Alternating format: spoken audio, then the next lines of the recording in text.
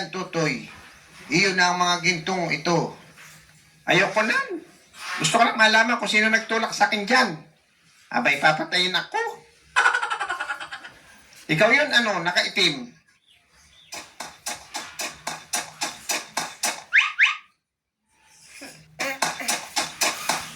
Manda ka, yari ka sa akin. Pagka ganito 3 beses na ako nabangga eh.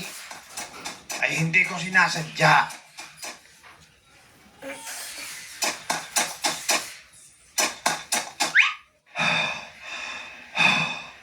Hayop na yan ah.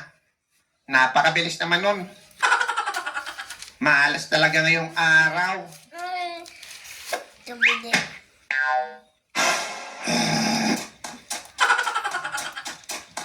Ayoko na. Uuwi na ako.